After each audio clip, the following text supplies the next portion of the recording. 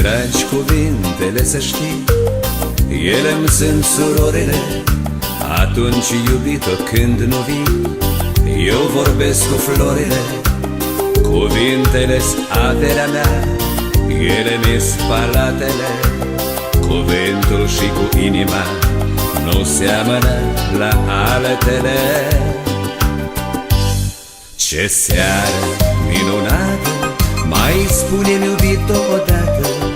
Mai spune-mi că ești frumoasă și că-mi vei fi mireasă și vom avea o fată. Mai spune-mi, iubito, odată.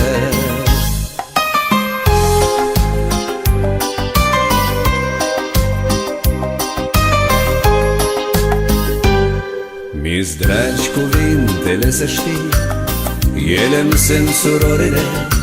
Atunci, iubito, când nu vii, eu vorbesc cu florile.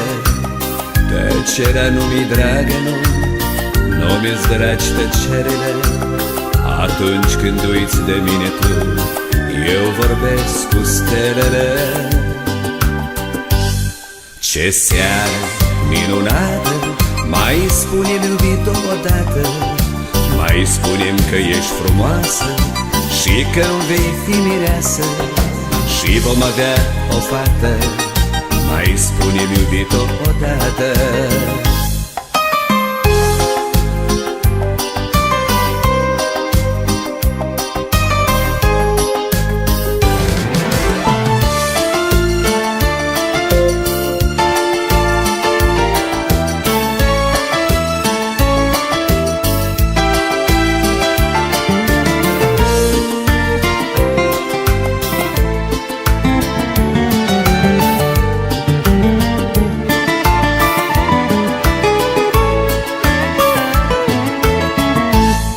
Ce seară minunată, mai spune-mi, iubito, odată.